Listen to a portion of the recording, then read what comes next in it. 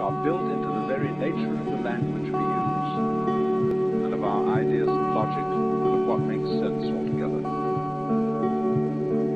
And these basic ideas I call myth, not using the word myth to mean simply something untrue,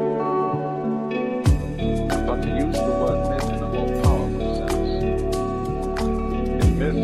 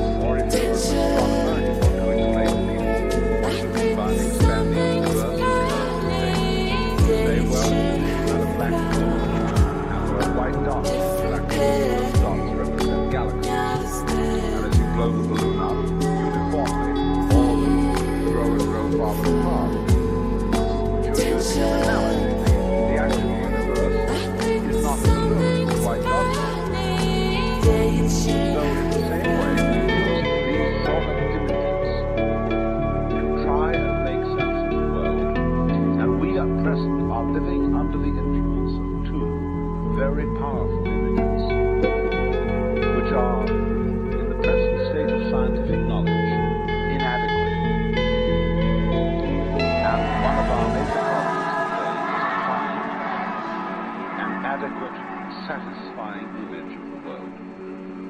Well, that's what I'm going to talk about. And I'm going to go further than that. Not only what image of the world to have, but how we can get our sensations and our feelings in accordance with the most sensible image of the world that we can manage to conceive. All right, now, the two images which we have been working under for 2,000 years and maybe more are what I would call two models of the universe. The first is called the ceramic model, and the second, the fully automatic model. The ceramic model of the universe is based on the book of Genesis, from which Judaism, Islam, and Christianity derive their basic picture. And the image of the world in the book of Genesis is the world as an artifact. It is made as a potter takes clay and forms potter, or a carpenter takes wood and makes tables and chairs. Don't forget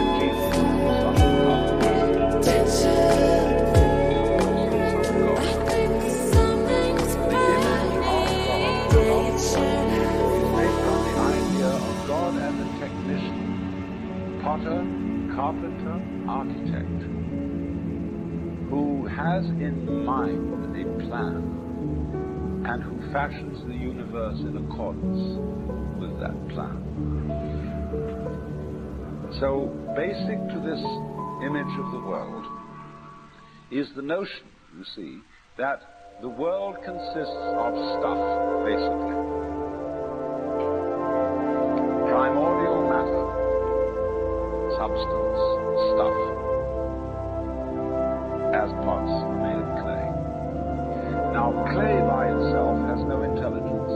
Clay does not of itself become a pot. Although a good potter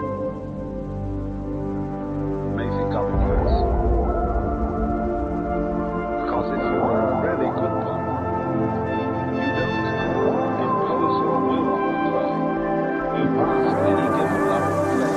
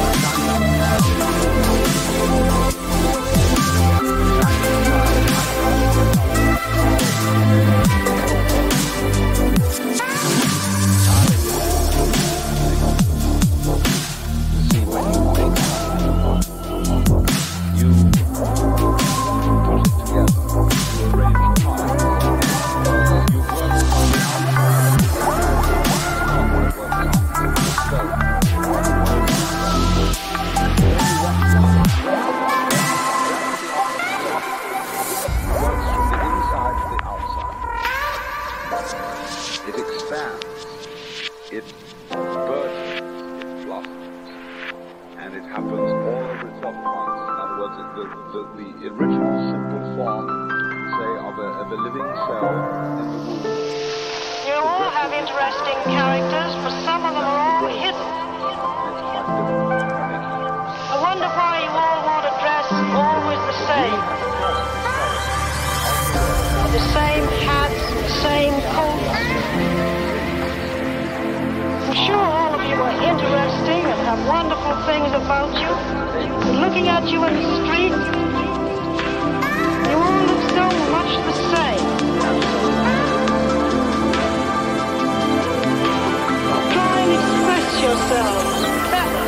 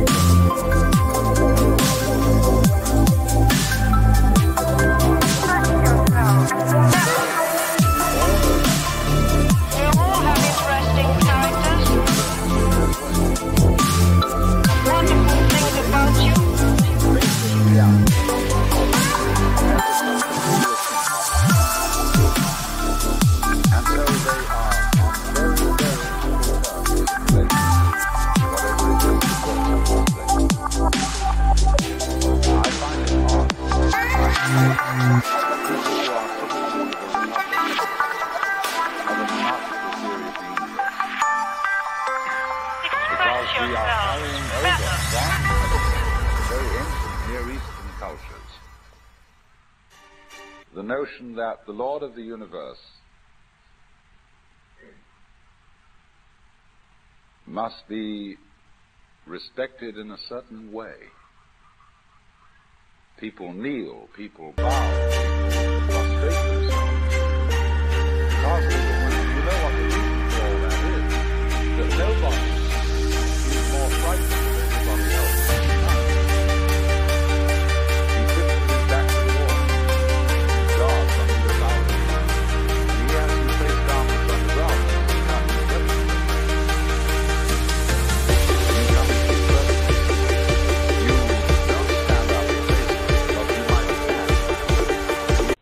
The self that you know is but one fragment of your entire identity. These fragment cells are not strung together, however, like beads on a string. They are more like the various skins of an onion, or segments of an orange, all connected through the one vitality and growing out into various realities while springing from the same source. Nothing exists, either rock, mineral, plant, animal, or air, that is not filled with consciousness of its own kind.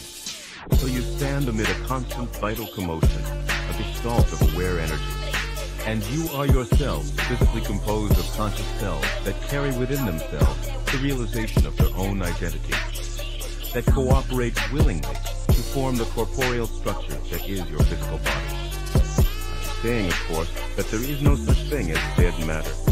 There is no object that was not formed by consciousness, and each consciousness, regardless of its degree, rejoices in sensation and creativity. You cannot understand what you are unless you understand such matters. The ego is a jealous god. It wants its interests served. It does not want to admit the reality of any dimensions except those within which it feels comfortable and can understand. If you have a limited conception of the nature of reality, then your ego will do its best to keep you in the small, enclosed area of your accepted reality. If, on the other hand, your intuition and creative instincts are allowed freedom, then they communicate some knowledge of greater dimensions to this most physically oriented portion of your personality. Personality is a gestalt of ever-changing perception. It is the part of the identity which perceives. I do not force my perceptions upon the woman through whom I speak, nor is her consciousness blotted out during our communications. Instead, There is an expansion of her consciousness and a projection of energy that is directed away from three-dimensional reality. This concentration away from the physical system may make it appear as if her consciousness is blotted out. Instead, more is added to it. There is within Rupert's personality a rather unique facility that makes our communications possible. I will try to put this as simply as possible. There is within his psyche what amounts to a transparent dimensional warp that serves almost like an open window through which other realities can be perceived. A multi-dimensional opening that has to some extent escaped being clouded over by the shade of physical focus. Physical senses usually blind you to these open channels, for they perceive reality only in their own image. To some extent, then, I enter your reality through a psychological warp in your space and time.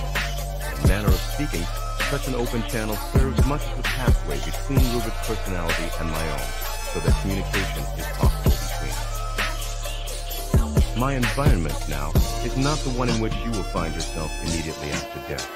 You must die many times before you enter this particular plane of existence. Birth is much more of a shock than death. Sometimes when you die, you do not realize it, but birth almost always implies a sharp and sudden recognition. So there is no need to fear death.